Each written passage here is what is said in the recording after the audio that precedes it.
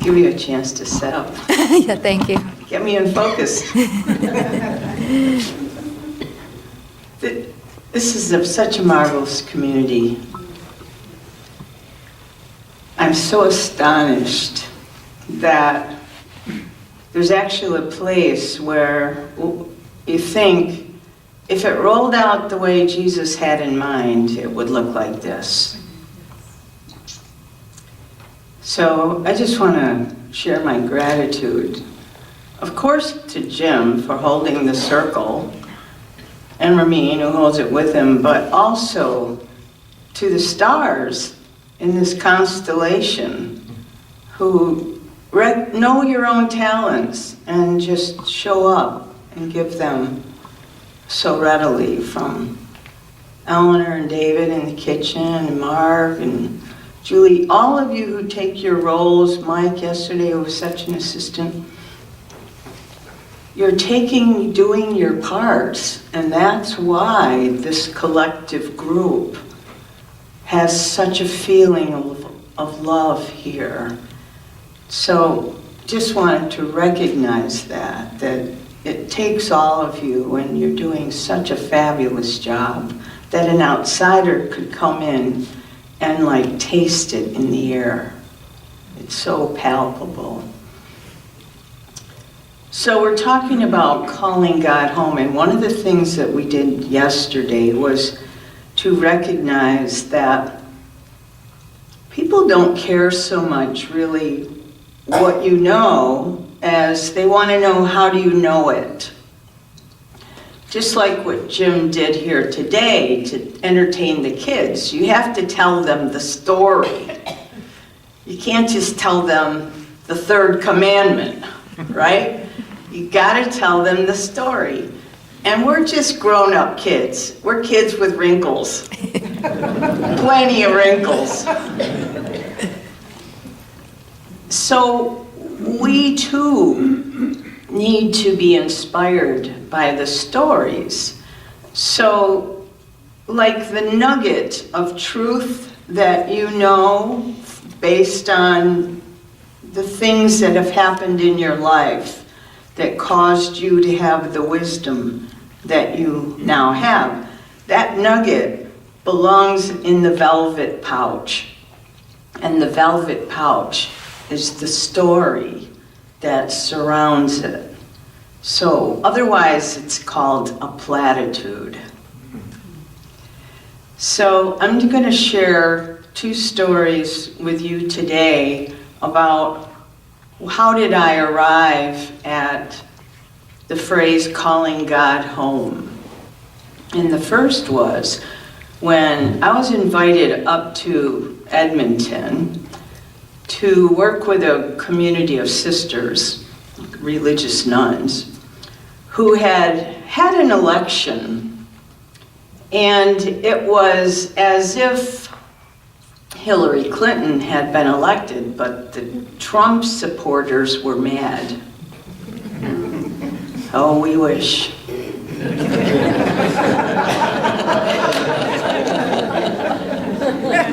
So I was called in to see if I could help heal the fracture, because if you don't have everyone supporting the leadership, the power of the people is diminished. So we had a whole day, 9 to 5, and I had to just engage them, starting at the surface and then going down, down, down through a series of questions and really probing what was true for them so they could begin to hear and speak their authentic feelings.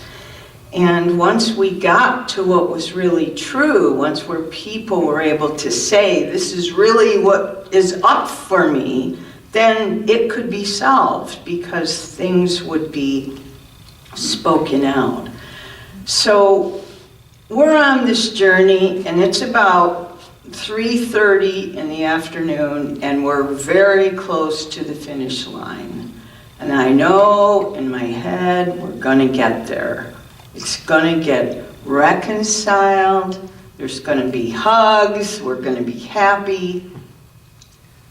And then an older sister who was sitting right in front of me says, I don't know what we're working so hard over. It's all in God's hands anyway. And as soon as she said that, it was like somebody poked in a balloon. The whole air, the whole energy went out of the room. People kind of breathed a sigh of relief. Oh yeah, we don't have to work. It's all in God's hands. And they stopped working.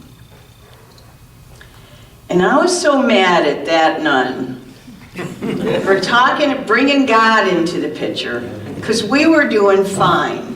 And it was in our hands. But she got them off the hook, which they were very happy to get off. But it made something happen in me about recognizing when we're here on earth, laboring to make a world that's safe, that's right, that's just, that's abundant, we have the capacity to do that. And this is our world. We're in charge here. There may be a God out there in charge of the whole shebang, but we're in charge here. So on my trip home, I decided I was going to boycott the song. He's got the whole world in his hands. And it was just a stance I was taking. I said, I'm boycotting that song. It was like my reaction to that God's in charge thing. And the other day I went to a birthday party. Somebody was having a 70th birthday party. So she brought in the local choir director from the Episcopal Church. Big, tall, African-American man with this great bass voice. And he was teaching us songs to sing in like 3-part harmony, difficult harmonies. So he recognized we were working really hard. So he said, all right, let's just sing an easy song. He's got the whole world in his hands. And I go, oh no! I said to the person next to me, I'm boycotting that song. She said, well, you have to sing something.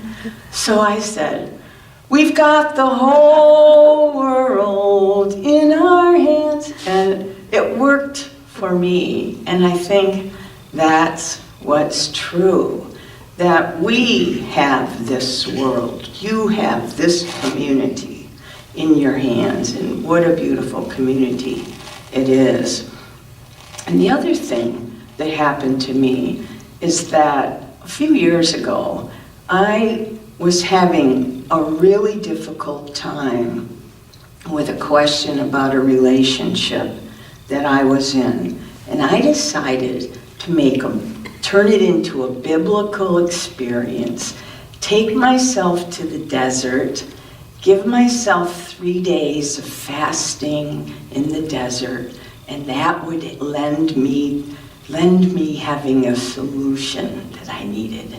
It would be a prophetic gesture. So it's August. I go to Death Valley. That was mistake number 1. I could no more have spent 3 days fasting in Death Valley in August. By, night number 1, I'm in a hotel drinking a margarita. I failed as a prophet in the desert, right? So I only spent 2 days there, and then I'm driving home. And I decided I'd drive home early in the morning. And I'm a photographer, and I know there's always going to be something that's going to have me stop. So I have my video camera, I have my still camera on the passenger seat. And all of a sudden, I see this flock of birds. I don't know what they were, hundreds and hundreds of them. And they were all, when I looked up the first time, I thought, oh, white birds. And then they all turned, and it's like they all were black. And then they all shifted again, and they were all silver. And it was like this weird color thing because of the shadows and the play of light. I was astonished. So I pulled my car off into the breakdown lane and got out, got my video camera and leaned up against the hood of the car, and I'm videotaping these amazing birds, when all along this guy is driving a Econoline van at 75 miles an hour, and he thought my car was in his lane driving. Later we find out he was a diabetic who had just given himself insulin, so there may have been some, I don't know, perception mistakes going on. So he didn't slow down. He was he moved right into the breakdown lane and hit the back of my car. And so my car collapsed like an accordion. It threw me back, I broke the windshield, and then both my car and I went sailing off into the field. And I blacked out and have only an image of darkness, a big dark void, and then I saw three things. One is a car traveling through space. Another was my video camera traveling through space, and the other was my body. So I don't know who was looking. Next thing I know, it's total darkness.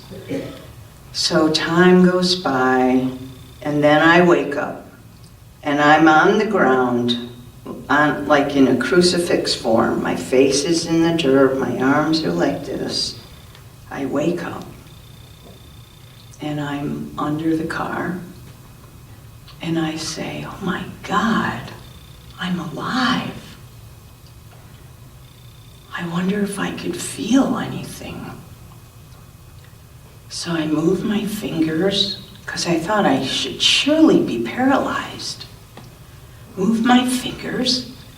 I thought, I wonder if I can move my feet. So I move, I could feel my toes. I said, this is great. I'm intact. I can just shimmy out of here. So I tried to shimmy out, but I find out that I'm impaled, that I'm underneath the muffler of the car and it's pressing me into the earth. So it's like, oh no, now I'm going to have to dig myself out. So I start to dig, but you can imagine the soil up there, really hard scrabble. It was like trying to dig in this floor. I couldn't even make a fingerprint. And I'm exhausted. So then I say, uh-oh, we're gonna die here. And I started to get a little nervous. And then part of me says, oh yeah, some great spiritual teacher you are, getting nervous about dying. What about all those elders? What about the Native American elders who just, when their time is right, go to the mountaintop and lay their bodies down, and the eagles come, and it's just a natural, organic thing? What about the Eskimos you've heard of that put their bodies in the snowbanks and release themselves and become a feast for the polar bears? What about that? And it was like, I was still nervous, but I said, okay, I'm gonna try it. I'll just try releasing myself. So I close my eyes, it's all dark. I just go, okay, here I come. Wondering if there really was a place to go to. Here I come, and I felt this movement of what would feel like my soul or my spirit out through the soles of my feet with a whooshing sound. It was like whoosh. And then it was, for me, under the car, totally silent, black void.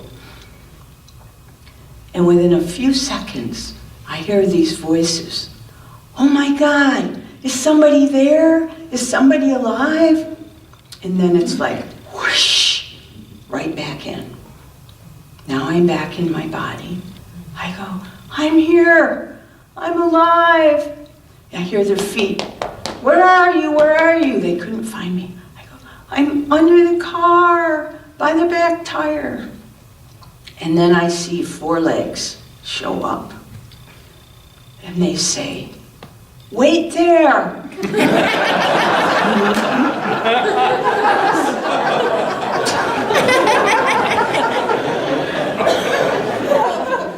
Wait there, we'll go get help. And now a voice speaks to them, which doesn't feel like my own. And the voice says, you are the help. Just lift up the car. We can't, it's too heavy. Be the help. Lift up the car. Next thing I know, this car gets lifted up. 2 hands come down, take my hands and pull me out and lay me down on the side of the road. Next, the ambulance comes, and that's not the part of the story you need to hear. The part of the story we need to focus on is, you are the help. Because all our lives, we're told, help's up there. God's in charge. Pray harder. God will do it. Well, God is not going to do it. We are going to do it because we are the help. And if Jesus said anything at all that's been recorded properly, he said, anything you've seen me do, you can do, and even more. That's all we ever need to know. Anything you've seen me do, you can do, and even more. So calling God home to me is a twofold message. One is quit using the word God so much. And when you have that inclination, bring it closer to earth. Use your own name and figure out what you're being asked to do. And always remember, when there's trouble around, that we are the help. And those are 2 stories that have taught me something that I'm happy to share with you. Thank you. Thank you. Oh,